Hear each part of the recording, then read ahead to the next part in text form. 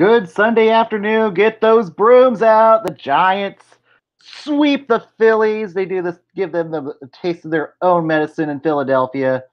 They win the series, get the 3-game sweep, win 6-1, and it will be on to Arizona next. You can follow on Twitter at the Giants Roundup page. And of course, join the Crew Can Kite chat on Facebook. And most importantly, please be kind and hit that subscribe button. Yes, it is a sweep. And that youngster, Derrick Rodriguez, what a beautiful outing out of him today.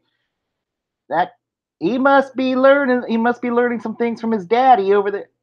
It helps when you got a daddy like Pudge Rodriguez to help you pitch. He's definitely probably teaching him something since Pudge Rodriguez, he was a great catcher of his own back in his day and probably teaching him signs and stuff and probably working with him. So he definitely has a great coach in his daddy, who was a great catcher in his time. He goes 6 innings strong, only allows 1 earned run, and it happened to be a home run by none other than the opposing pitcher, Jake Arrieta, in the 3rd inning. But that lead would be short-lived. And definitely Panda 0 for 3 today. Bullpen was excellent today, but they did manage to get to Arrieta in the 6th inning. First, it was a panic single to right to score Gorkas Hernandez to tie the game. Posey singles to score Hansen to make it 2-1. Then the big one, the killer for the day. Andrew McCutchen hits a fly ball deep to right. That one barely stays fair, and it is out of here. Yeah, that's right. A 3-run home run. It scores Panic. It scores Posey. They all score. It becomes a 5-1 lead, and then that would knock Jake Arrieta out of the game. And then and definitely this has to feel good for Andrew McCutchen. He was certainly due to hit a home run, and he had an excellent game going 2 for 4. He's starting to heat up in the month of June, so that's got to be encouraging news right there, especially with some of the youngsters breathing down his back in Sacramento. Stay hot, Joe Panic, 297 average. He has been swinging the bat well since coming off the DL. Brandon Crawford staying hot. He goes 2 for 4 today.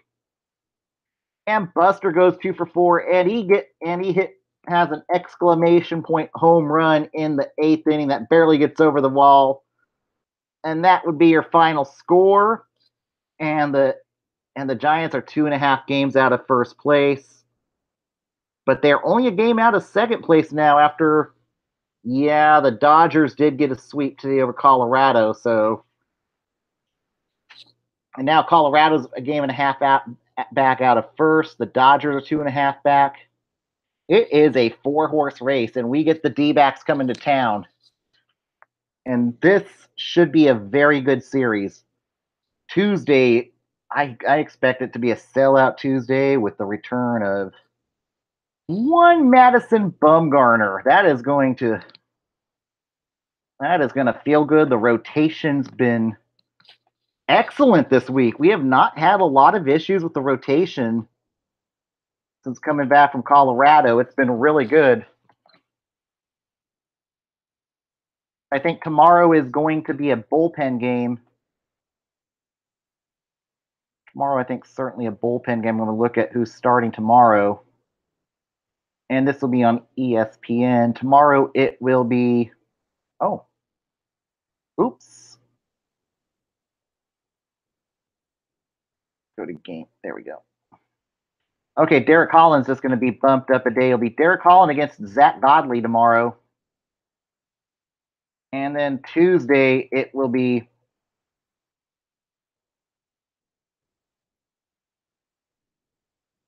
And that will be on ESPN with Dave Fleming probably doing the ESPN part. Tuesday should be a really good game. Madison Bumgarner against a really good Patrick Corbin this year. That should be a really good out. That should be a really good game between the two. I think that's got to feel good to have Bumgarner back. And then the Wednesday game. This will not be on.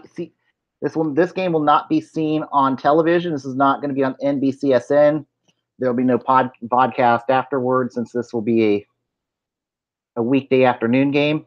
This will be seen exclusively on Facebook, and it will be Clay Buchholz against Chris Stratton. Clay Buchholz has been excellent since being called up to the D-backs. He's carrying a 1.5 ERA.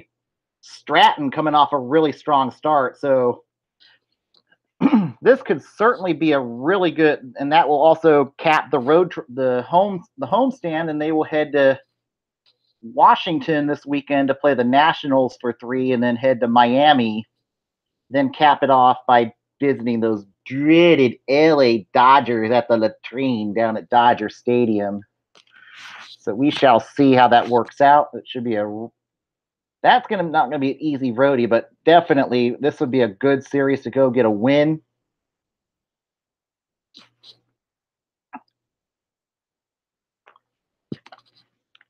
And we shall see if the Giants can get two out of 3 out of this. They will be right in the thick of it. And you know what? If this young rotation can materialize, could you imagine? If this rotation materializes, maybe the Giants can stand pat at the deadline. That would not be such a bad thing, to just stand pat and enjoy the ride. Sometimes it's just best to let it ride. But this is certainly going to be a fun series coming up. Today's attendance for the game was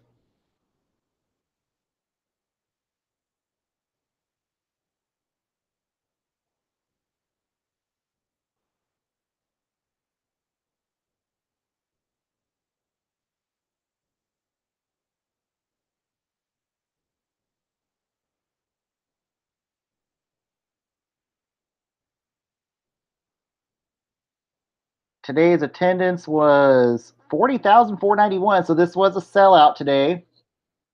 Barely a sellout, but it was officially a sellout today at AT&T Park.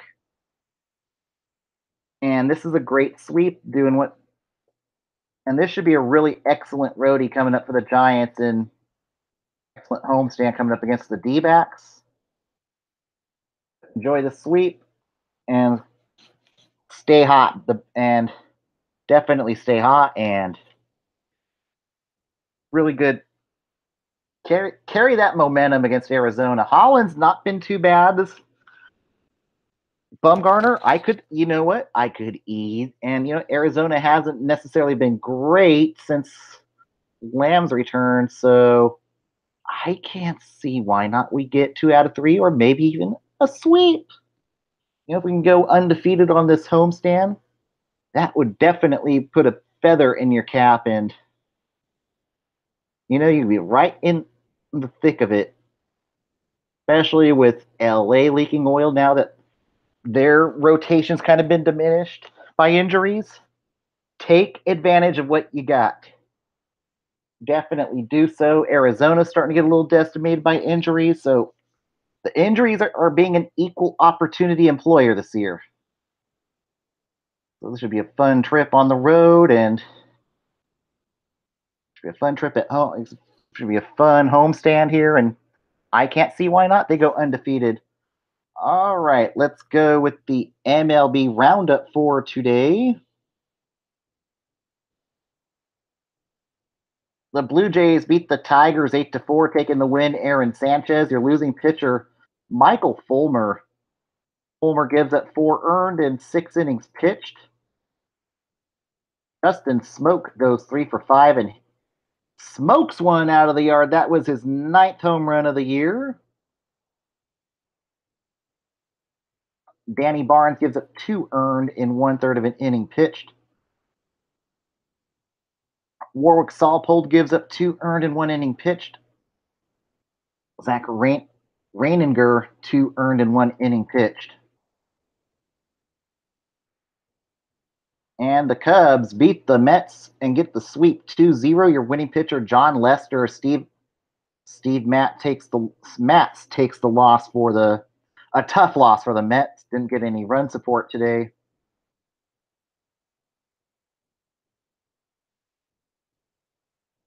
The arms are good.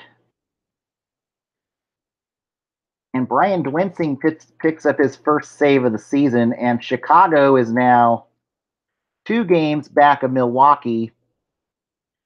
So Chicago's starting to gain on Milwaukee, so they're starting to look like the old Chicago Cubs the last couple of years. The Braves win the series against the Nationals 4-2. Your winning pitcher, Aroldis Vizcaino, taking the loss. Tanner Roark gives up 2 earned runs in 1/3 of an inning pitched in relief of this game, and he blows the save. And they did lose Jeremy Hellickson to injury in this game. He left after 1/3 of an inning pitched. And hopefully Hellickson won't be out too long.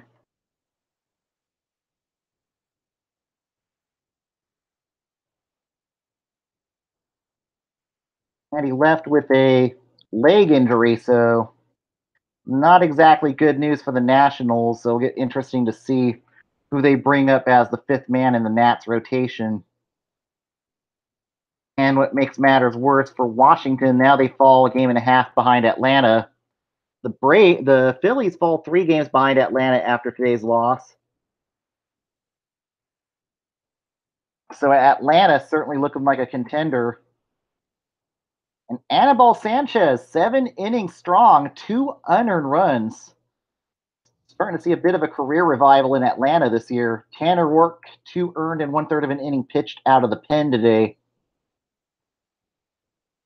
The White Sox beat the Brewers 6-1. Your winning pitcher, Chris Volstad. Your losing pitcher, Brett Suter.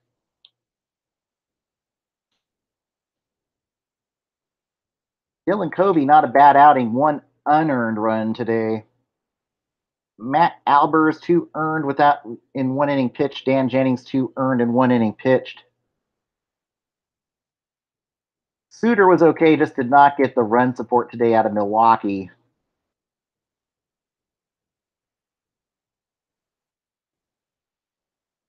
The Twins sweep the Indians 7-5. Your winning pitcher, Fernando Rodney. Your losing pitcher, Cody Allen. Eddie Rosario goes 3 for 5 for Minnesota today. Ryan Lamar, 3 for 4. And and this was in 13 innings. And Eddie Rosario hit not 1, not 2, but 3 home runs in this game for Minnesota. And it ended up being his 13 home runs on the year. And man, that would be a good way to get hit in the ribs the next time you play. So I think Cleveland may want to hit him in the ribs next time. Tyler Olson, an inning earned run without recording an out. Allen, 2 earned without recording an out. Ryan Presley, 2 earned runs without recording an out for Minnesota. But wow, 3 home runs today. Have yourself a game, Rosario. And the A's beat the Royals 5-1. Your winning pitcher, Lou Trevino. Your losing pitcher, Jacob Junis. Matt Olson with his 12th home run of the year. Daniel Gossett, not a bad outing. 1 earned run in 5 innings pitched. Junis, 3 earned and 7 in the third, just did not get any support. Birch Smith, 2 earned in 2/3 of an innings pitched, and now has a devilish ERA of 6.66. A 6.66 ERA. Now the A's go to 31 and 29 of the year.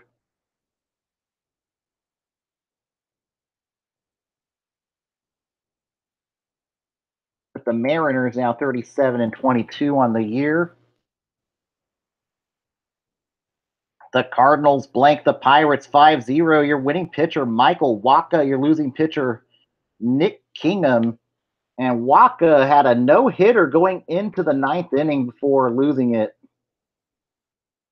Then got pulled, but Wacha has had a really good comeback here for the Cardinals this year. Nick Kingham, four runs, three earned, and 5 innings pitched. Michael Phillies, an earned run and 2/3 of an inning pitched for Pittsburgh.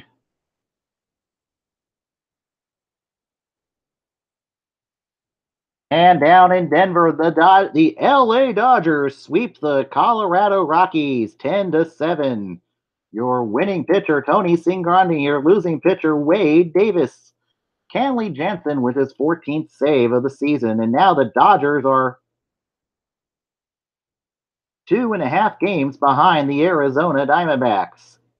Alex Wood only goes 2 innings today, allows 6 earned runs in those 2 innings pitched. Chad Bettis, 5 earned runs and 2/3 innings pitched. Chris Rusin gives up an unearned run without recording an out. Wade Davis, 3 earned runs in 1 inning pitched. And that would be his first loss of the year.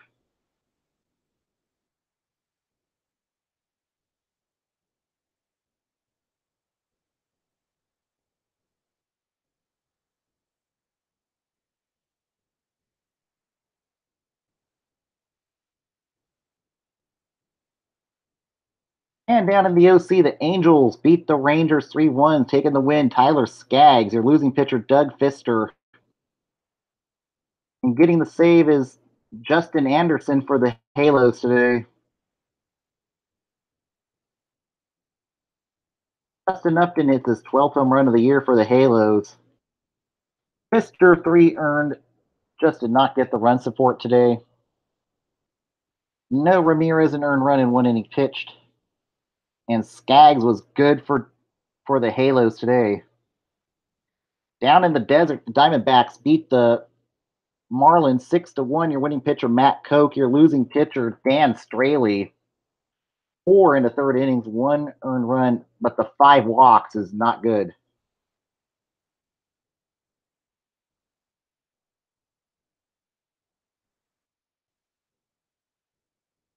Adam Conley gives up 2 runs, 1 earned in 2 innings pitched. Tayron Guerrero, 3 earned runs in 2/3 of an inning pitched.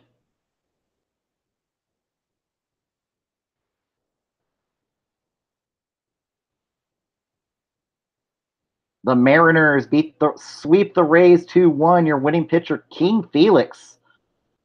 And Felix was in old form today. 8 innings pitched, 1 earned run, 7 strikeouts, taking the loss. Jose Alvarado.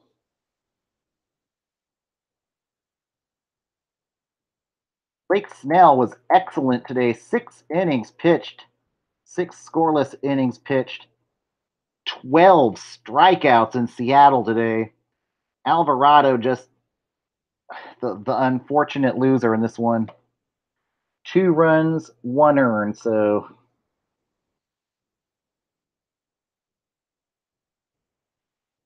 and then the Orioles and Yankees were rained out today. Games currently in progress. The Padres currently lead the Reds 5-2. Top of the 8th inning, Brad Hand in to close. Hunter Renfroe with his 8th home run of the year. Franmil Reyes 2 for 3. Eric Hosmer 3 for 4 for the Friars today. Joey Votto 3 for 3 for the Reds today. Eugenio Suarez his 11th home run of the year. Luis Castillo only goes 4 2/3, allows 4 earned runs. Wandy Peralta an earned run in 2/3 of an inning pitched.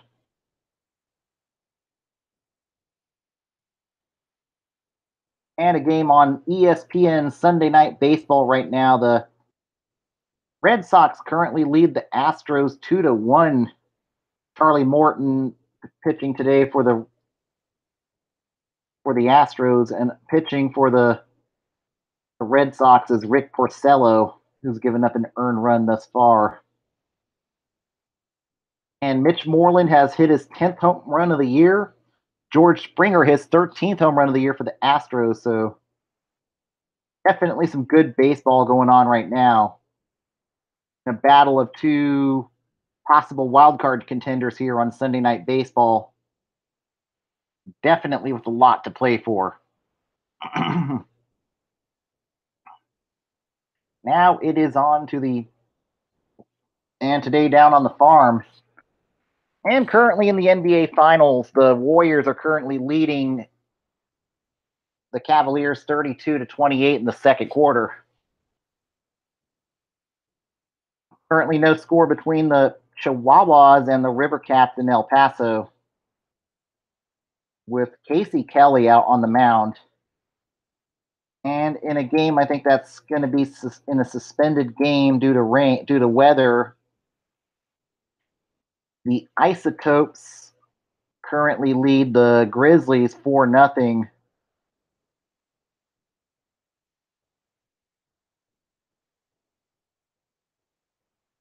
And it looks like the monsoons are in full effect in Albuquerque tonight.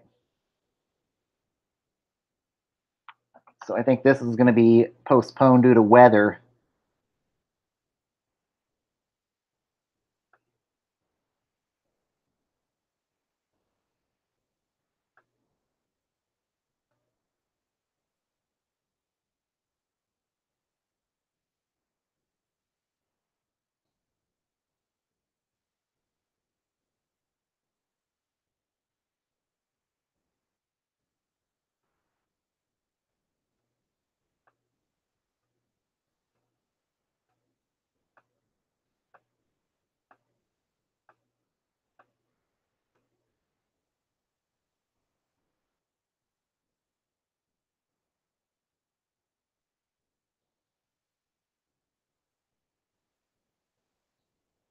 Game has been suspended due to thunderstorms. So it will be resumed in July in Albuquerque. That is the one downside of AAA baseball in the Mountain West, is that this time of year you're starting to get the monsoon moisture coming into New Mexico, Colorado, and Arizona and Utah. So Bees games, Isotopes games, definitely prone, and the Colorado Springs Sky Sox or whatever they are now. Certainly, you can have those days where you have the monsoons come in and it's nice 1 minute, and then boom, the thunder comes down. It starts raining hard. It starts hailing. That's just how unpredictable the monsoons can be in the Mountain West. So hopefully they can get that game made up. And this is the only thing I don't like about open air baseball out in New Mexico and in El Paso is the unpredictability of lightning and rain this time of year in Texas and New Mexico. So hopefully they can get that made up. And this is where you kind of wish you'd have more of a retractable roof AAA stadiums to protect teams from the monsoon moistures that come through those areas this time of year. And certainly it's like this is not even the peak of monsoon season. That would be more towards July and August, when you start having more hurricanes and tropical storms out in the eastern Pacific and Atlantic to help the tropical moisture to fuel the monsoons out there in the Mountain West region. So that's just your weather 101 right there. And the unpredictability of Mother Nature this year is just crazy. Yes, it is.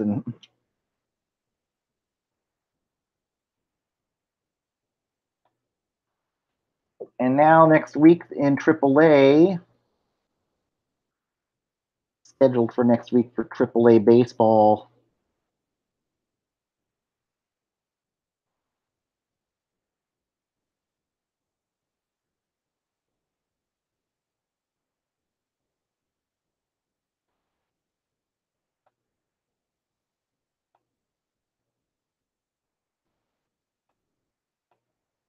As we are now in the month of June,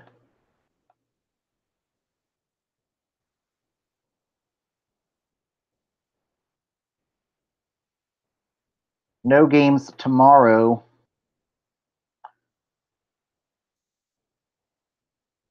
Tuesday, the next series, Sacramento will be at home against the OKC Dodgers, and the Colorado Springs Sky Sox come to Fresno for a 3-game series. And it looks like Tyler Beatty is actually slated to start in that series, so we'll see what happens there. Taylor Hill going to be called up. Nope. And then Colorado Springs comes to Sacramento next weekend to Wrigley Field. And then at Chuck Chansey Park, it will be the OKC Dodgers. So definitely some fun baseball coming up. And this week for the Giants, they're at home against Arizona and then they start a roadie against the Nationals. So let's carry that confidence into. We're in June already. We haven't made the hot seat yet. Who I think is on the hot seat in the month of June? At number 5, it's got to be Don Mattingly. Is it Mattingly's fault? No, but does Derek Jeter scapegoat him? It would not be totally surprising. It would not be surprising if Derek Jeter hires his own manager next year and lose with another manager. And honestly, Mattingly will get picked up by another team. He's a good manager. I just think he's just not in a good situation in Miami, and it totally wouldn't be a surprise if he ends up being the scapegoat after this season.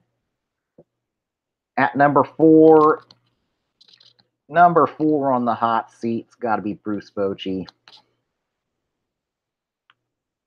The Giants, I think if the Giants don't make the postseason this year, if they fall out of it, I really don't. I think the Giants and Bochy, they're parting ways. Will he be fired? No, but I think they'll talk him into retiring. I don't think they want him to oversee a rebuild.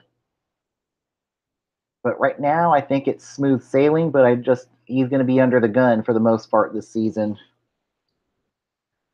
Certainly something that could happen. Another old manager that I think could be on his way out could be Ned Yost.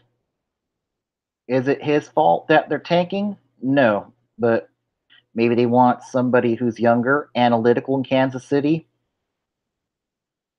So it totally wouldn't surprise me either if Ned Yost retires after this season in Kansas City, as it's just the older managers, I think, are going to be gone in another year or two. It's becoming a young analytical manager's game. So it's hard to keep these managers around anymore. And with sabermetrics and analytics taking over the game and Moneyball becoming king in the league, it's a young manager's game now. Who else do I have on the hot seat at this point? Terry Francona might be on the hot seat. If it wouldn't surprise me if Terry Francona's fired if they don't make the playoffs in Cleveland. I think that Francona's done the best he can, but I think he might be running his course in Cleveland too, as he is not getting them the championship. So we'll see what happens with Francona.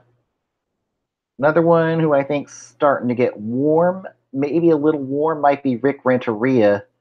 He's certainly making some questionable decisions with the White Sox. Yeah, they're tanking, but I expected to see a little more progress out of the White Sox this year. So it totally wouldn't surprise me if he's fired. I think John Gibbons, he's dead man walking over there in Toronto. I just don't see John Gibbons surviving after the season, as Toronto's going to get ready to fire sale. Another one who I think is starting to emerge on the hot seat at number 3, Jeff Bannister in Texas. The Rangers are about to have an impending fire sale in Arlington this year. And Gallo's going to be a strong part of the rebuild, but they have no pitching. Cole Hamels, it's going to bring the Rangers back a nice return. But I think they're going to be in the market for a new manager next year in Texas for the rebuild. And I just don't see Jeff Bannister being back with the Rangers next year. Then the next one, Mike Matheny. I think if anything less than a playoff appearance in St. Louis, Matheny's gone. And certainly, he's not him and Yadier Molina don't have a good relationship, and definitely if St. Louis starts to slip at some point of the season, I could see a situation where Mattingly's gone mid-year if Yadier Molina, and I think it's more likely the manager gets fired, and if it ends up being a Molina or Matheny situation in St. Louis. Then the top hot seat's got to go to Buck Showalter. I think he's dead man walking over there in Baltimore. He's done the best he could with that team. But I think it's going to be Brady Anderson's team next year. Dan Duquette, he could be gone any day now. It's a mess in Baltimore. The fire sale is coming. The writing's on the wall for Dan Duquette. And it totally wouldn't surprise me if Peter Angelos opts for a clean break in Baltimore next year. And I think that there will be a mutual parting of ways in Baltimore. I don't think he'll be fired, but I think it'll be more mutual as they go for a long rebuild in Baltimore, and they're going to have a hard time. And what's worse about this year's trade deadline for Baltimore is they're going to have a hard time finding a taker for Manny Machado. Same thing with Toronto. Toronto is kind of going to be in that stuck situation where they would like to get a return for Josh Donaldson, but I just don't see it happening with Donaldson either. I think certainly Donaldson's going to be a hard market for a lot of third basemen that could be on the trading block. Moustakas is another one that I think Kansas City is going to have a hard time trading at the deadline here. I'm going to get myself a glass of water here in a second.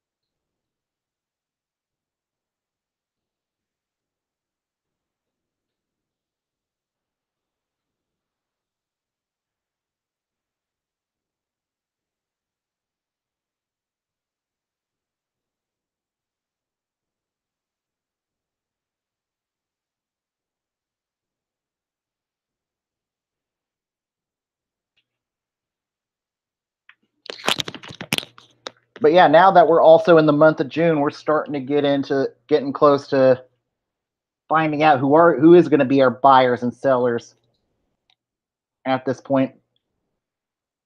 Certainly, as I said, the third baseman market's just not great. So I certainly don't think a lot of the third outfielding. I don't know how the outfielding market's going to be at the deadline. I don't know if that's going to be one that's going to be a strong demand, but I think certainly your demand is going to be bullpen and starting pitching. a lot of teams this year at the trade deadline are going to be that's going to be your demand is starting pitching and bullpen for a lot of teams. Certainly for Tampa Bay, this might be the year they're going to be able to unload Chris Archer. And now with Milwaukee leaking some oil at the deadline, I certainly think the leaking some oil right now. I wouldn't totally be surprised if Milwaukee starts talking to Tampa Bay about getting pieces together to trade for possibly Chris Archer, as they need somebody to bridge the gap until Jimmy Nelson returns from the disabled list. And then Baltimore, Kevin Gausman could benefit from a change of scenery. Teams that maybe need back end starting pitching, like the Giants, and the Giants might go after Andrew Kashner. You got San Diego that's still looking to rebuild for the future. I think Clayton Richard could be moved at the deadline. Tyson Ross could bring back a piece. Also with Baltimore's fire sale, question is do they listen to offers for Dylan Bundy? That's their ace, but do they maybe look to get a king's ransom out of Dylan Bundy? That's going to be an interesting scenario for the Orioles at the deadline. Toronto, they could maybe get a return for Tyler Clippard, who's not looked too terribly bad since taking over the closer role for the suspended Ozuna. That's certainly a guy that could definitely get some offers. J.A. Happ, he's had a good year. I think Happ is one that could possibly go somewhere, could be good for a contender that's, maybe the Giants. He's not going to be too expensive, but he's certainly in the rental range for a lot of teams. And then certainly Baltimore, they got some 3 relievers for teams that need bullpen help. You got Zach Britton, once he returns from the disabled list. Britton could be a set-it man for. I know the Dodgers have certainly have talked about bringing in Britton. This might be the year to trade for Zach Britton in LA. They definitely need to find a bridge to get to Kenley Jansen, who's settled down since a horrendous start of the season. That's certainly a possibility. Brad Brock for the Halos, possibly. The Halos definitely are going to be in the market for a closer. Problem with the Halos and the Mariners is that they don't have a lot they can give up to get a shutdown closer, so they're going to have to probably be in the market for somebody like an AJ Ramos, or Brad Brock might be one that may not cost the Angels too much in prospects there. Darren O'Day, that's a good lefty specialist for a team. Then in the Central, the White Sox, they might be able to unload James Shields this year. They're starting to get some interest from other teams. We'll see how much of Shields' contract Chicago's willing to retain to get him moved. But this is the year to move James Shields. He's actually been pretty good for the White Sox this year. So this is certainly the year to trade him. And then for Kansas City, their big trade chip's Kelvin Herrera. And they're hoping that maybe Danny Duffy can turn it around here in June. That way he can at least boost some of his trade value for Kansas City, as they definitely need some prospects, as they're facing a long rebuild situation there. And then Detroit, do they maybe buy at the deadline? That's going to get an interesting situation, as they're definitely in it this year with the AL Central being as weak as it is. Minnesota, they're kind of on the fence too. We don't know yet if they're buyers or sellers at the deadline. And certainly your buyers are going to be in the AL West, except for Texas. The impending fire sales coming for the Rangers. They could definitely listen to offers for Shin-Soo Choo, Cole Hamels. Cole Hamels will probably bring back a nice batch of prospects for the for the Rangers, especially if the somebody like Philadelphia comes in and brings back a nice package for a Hamels Phillies reunion. That's a real possibility there. I certainly think Philly's going to buy at the deadline at this rate. So certainly that's a possibility there. Doug Fister, he's been good. He just has not gotten a lot of run support in his starts. Certainly a team that doesn't have a lot to offer can maybe get Fister on the cheap. And there's certainly some other, maybe Adrian. They might have a hard time moving him though. But Beltray, that's certainly one that could be on the block. And in the NL East, your buyers are going to be the Braves. I think the Braves, the Phillies will be buying at the deadline. Certainly the Nationals, now with the injury to Jeremy Hellickson, they may be in the market for a back end starter at this point. Unless they still have Edwin Jackson, they could summons Edwin Jackson back up. That's a possibility for them in the short term. And then you got the New York Mets, who might be at a crossroads in their situation in this season. They got to figure out, do they want to be buyers or sellers? Certainly, I think Jerry Blevins will be a name to watch to be traded if they go into sell mode. Maybe Yoenis Cespedes could be on the move, but I think certainly they're too early to tell. I think they're a toss up as of right now. The Marlins definitely going to be a seller at the deadline. I don't know if they're going to be able to unload Martin Prado. I think they would love to get rid of his horrendous contract. Starlin Castro, I'm not sure, but JT Realmuto. I think there'll be some people calling for JT Realmuto. Maybe a team like the Cubbies. I certainly think Chicago would love to get another catcher. Realmuto could be one that could move the needle here in the postseason for the Cubs. And then Dan Straley, he's definitely got some trade value. May not cost as much as, say, and has some team control. May not cost as much as, say, Archer or Hamels. He's definitely one that I think is going to be on the move at this year's trade deadline. Maybe Brad Ziegler on the cheap. See what happens in Miami as the impending fire sale continues. In the Central, you got certainly the Cubs will be buyers. The Cardinals are going to be buyers at the deadline. I certainly see the Brewers going to buy at the deadline. I don't know about Pittsburgh. If they fade out of it, I think they try to unload Josh Harrison before the deadline. Cincinnati, oh man. Do they trade Scooter Gennett? That's going to be tough. Is he a rebuild piece, or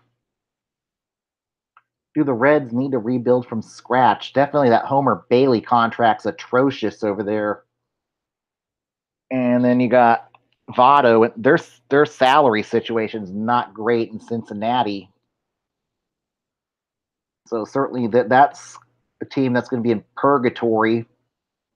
Then you go to the NL West. I think the Giants will be buyers. Dodgers. That's tough. Dodgers. Certainly they want to buy, but they're going to be on, but possibly in the bargain bin though. I think they're Dodgers, even though they've done okay despite being walking wounded with the rotation. But I think management certainly wants to shed salary, so that's something that I don't think they're going to be buying too. They'll buy conservatively at the deadline there. The D-backs, maybe they get a back-end starter, maybe trade for an upgrade the outfield. Colorado, they could be in the market for Realmuto. Could be in the market for starting pitching. I think starting pitching is going to be a big priority for the Rockies at the deadline this year. San Diego, they're not that far out of it. I don't know. Maybe they buy, maybe they sell. But we are getting into some good. This is the month of June. We will find out in the next few weeks who's going to buy, who's going to sell. And as we start getting separation in the division. Everybody have a good afternoon, good evening. Enjoy the rest of your Sunday. I'll be back on tomorrow night after the Giants D-backs game. Take care, everybody.